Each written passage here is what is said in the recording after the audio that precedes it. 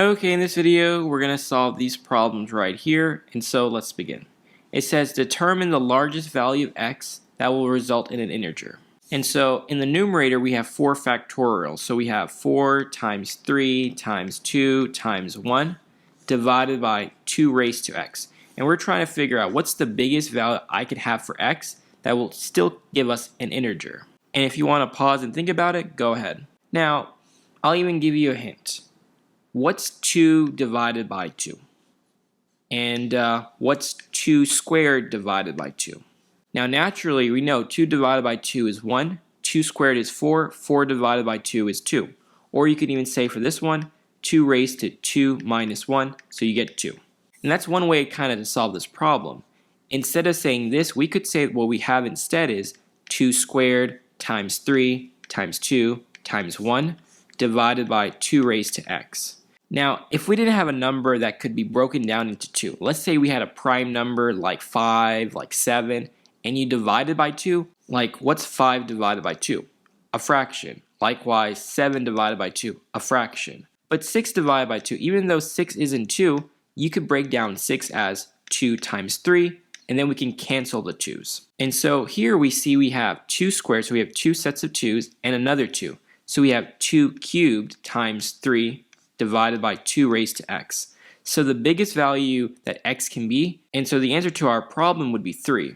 Again, the problem is saying determine the largest value of x that will result in an integer. If I did 4, for example, I'm going to have a fraction. More specifically, I'm going to have 3 divided by 2. Now, this problem wasn't that big, and that's why we're able to do all of these steps to show. But in this video, we're also going to do a much larger problem, so we're going to learn a shortcut. And let me just show you the shortcut here for this problem. So this is another way of solving. So here I have 4 factorial. So I'm going to say 4. I'm going to divide 4 by 2 raised to 2. That gives me 1. Then I'll also do 4 divided by 2 raised to 1. And that's going to give me 2.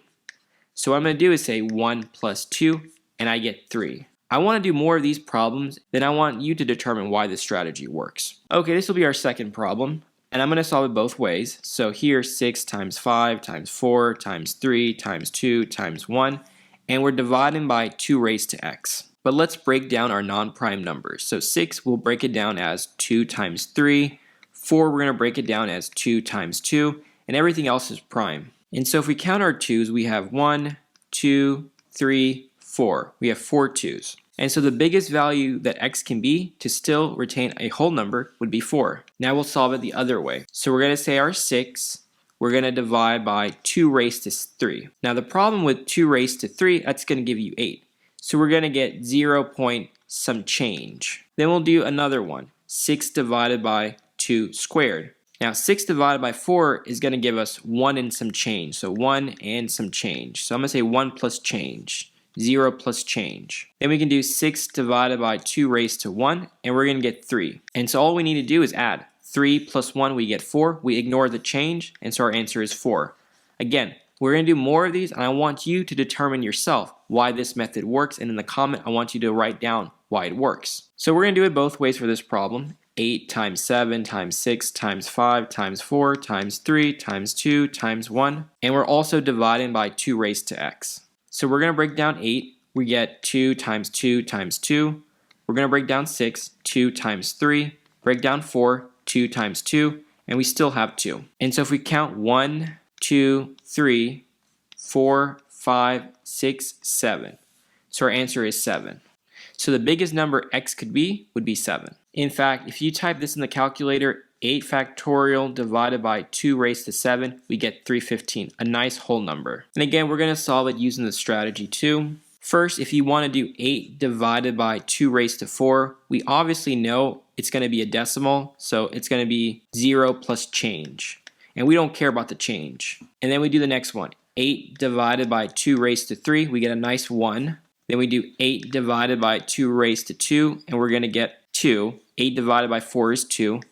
Then we do 8 divided by 2 raised to 1, and we're going to get 4. So if you add it up, 1 plus 2 is 3, 3 plus 4 is 7. So we see it matching. Now this problem is where the shortcut is very handy because listing out 22 factorial will be a lot of work. So we're just going to do the shortcut. So I have 22 divided by 3 raised to 3. 3 raised to 3 is 27. So this gives me 0 plus change. Again, we don't care about the change. Then we do the next one. 22 divided by 3 squared. 22 divided by 9 will give you 2 and some change. So 2 and change. And then the next one, 22 divided by 3 raised to 1. We're going to get 7 and some change. So 7 plus change. And so the biggest value that x can be to give you an integer would be 2 plus 7, so 9. In fact, I went ahead and used a calculator, and if you type this in a calculator, you get this big number. And as a challenge, explain why the shortcut method works. But if you don't know exactly, but you have an idea, also comment. And if you're completely clueless as to why it works, read the comments. And that's pretty much it for this video.